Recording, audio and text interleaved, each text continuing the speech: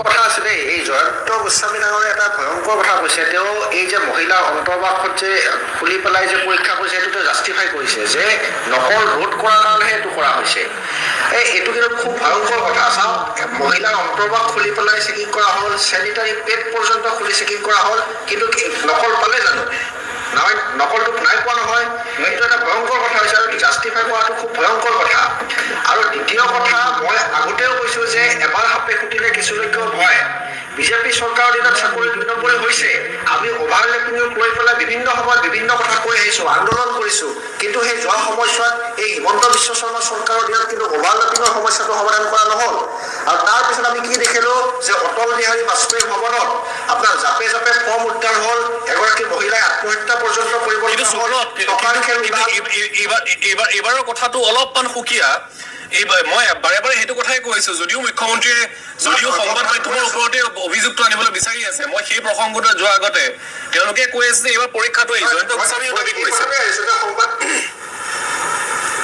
হয়, কথাটো চাওক, যে কথাটো এনেকুৱা যে আমি এটা কথা মই এটা কৈছিলো যে এই যে আপোনাৰ গোটেই যে আপোনাৰ এইবাৰ যিটো পৰীক্ষা যিটো হৈছে, ইয়াততো অভাৰলেপিঙৰ সমস্যাটো সমাধান কৰাৰ কোনো কথা কোৱা নাই। এইবাৰতো আমি কৈ আছো যে এটা কথাটো ৰাইট যে এজন পৰীক্ষাৰ্থীয়েতো বহুত পদত একেলগে উত্তীৰ্ণ হয়, এইটোতো সঁচা কথা।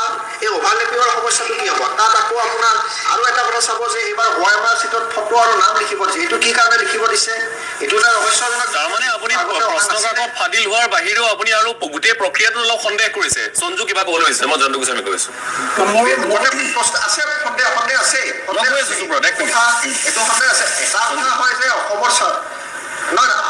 আৰু এটা কথা মই কৈ লওঁ যে বিজেপিয়ে এনেকুৱা দেখায় যে তেওঁলোকৰ দিনতহে চাকৰি হৈছে, মানে খুব নিকা হৈছে। আমাৰ দেউতাহঁতে যেতিয়া চাকৰি পাইছিলে, আমাৰ আগৰ প্ৰজন্মৰ মানুহে যেতিয়া চাকৰি পাইছিলে, তেওঁলোকে চব সকলো ধনী ধনী মানুহৰ ঘৰৰ পৰা অহা মানুহে চাকৰি পাইছিল নেকি? আৰু দ্বিতীয় কথা, APSC কেলেংকাৰী। APSC কেলেংকাৰী কি ৰাজীৱ ভৱনৰ খুটা, ৰাজীৱ ভৱনৰ চকী মেজে কৰিছিল নেকি? সেই সময়তো এই বিজেপিত থকা বিয়াগম নেতাবিলাকে কংগ্ৰেছৰ নেতা আছিলে। আজি অজিত গোস্বামী ডাঙৰীয়াই যিটো কথা কৈছে যে অংশুমিত্ৰা গগৈৰ এই কেছটোৰ কথা যে ক'লে যে, এই কথাটোতো খুব এটা ইম্পৰ্টেণ্ট কথা কৈছে। বিজেপি চৰকাৰে আহি পেলাইতো এইটো সদিচ্ছা দেখুওৱা নাছিলে, উচ্চ ন্যায়ালয়ৰ আপোনাৰ হস্তক্ষেপতহে এইটো হ'ল। মানে মই একদম সংক্ষিপ্তভাৱে কৈছো, এই কংগ্ৰেছ বৰ্তমান চৰকাৰত নাই। কংগ্ৰেছে কৰবাত না কৰবাত দেশতে হওক বা ৰাজ্যতে হওক ভুল কাম কৰবাত হৈছিল বা ৰাইজে বেয়া পাইছিল কাৰণে কংগ্ৰেছক আঁতৰাইছিলে। এতিয়া কথাটো হ'ল যে কংগ্ৰেছে কৰা ভুল যদি বিজেপিয়ে কৰি নিজে সান্তনা ল'বে, কংগ্ৰেছে কৰিছিলে 700 বাৰ, আমিও একাৰে 70 বাৰ কৰিছো, এইটো কিন্তু ৰাইজক ঠগা হৈছে। মই প্ৰথমতে কৈছো, কোনো চৰকাৰে নিবিচাৰে, মোৰ কথাখিনি চাওক, অসমৰ মানুহে চাই আছে, দেখি আছে, কোনো চৰকাৰে নিবিচাৰে পেপাৰখন লিক হওক বুলি মই কৈছো। তাৰ পিছত যদি লিক হয় সেইটো ব্যৰ্থ বা চৰকাৰ। আপুনি চাওক, মই আপোনাক কৈছো, এই কেইদিনমানৰ আগত নিউজ, মই কেমেৰা পাৰ্চনক মই ৰিকুৱেষ্ট কৰিছো, এইটো যদি আপুনি অকমান যদি জুম কৰি দিব পাৰে। ইয়াত কি কৈছে? BJP leader arrested in Digboi for alleged cash for job scam. আমি কোৱা নাই।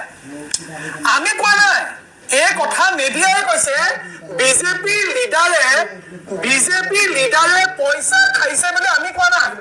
সংবাদ মাধ্যমে কৈছে, এইটো সংবাদ মাধ্যমে কৈছে বিজেপি লিডাৰ এৰেষ্টেড ডিগবৈ।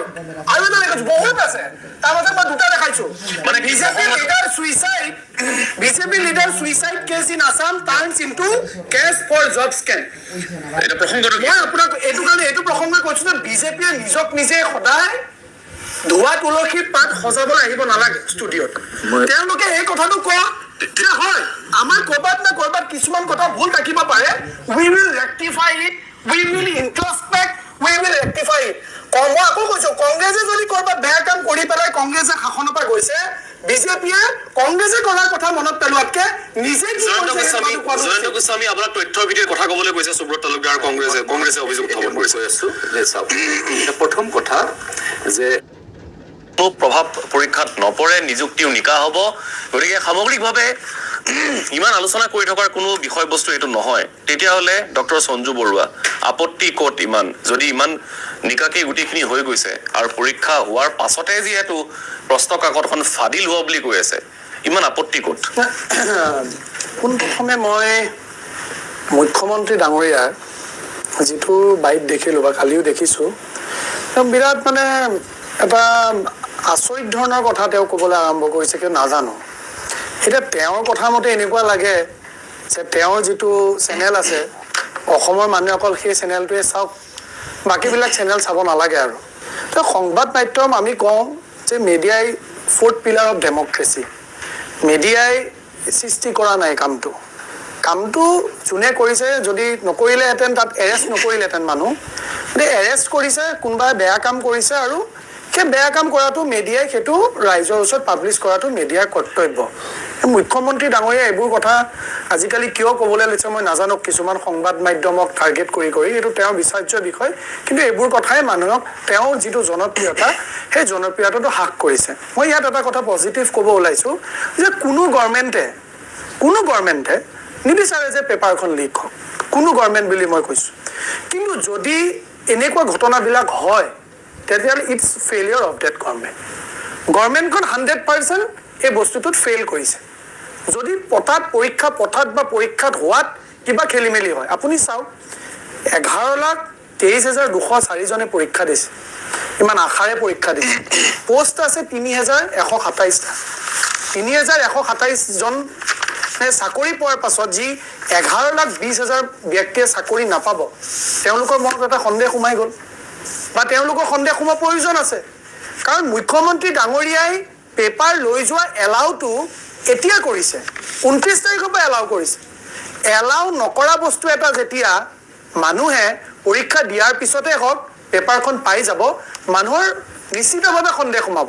আৰু এটা ইমান দুৰ্ভাগ্যজনক কথা, আমাৰ অসমৰ ল'ৰা ছোৱালী, মানে দুখ লাগে কিছুমান ভিডিঅ'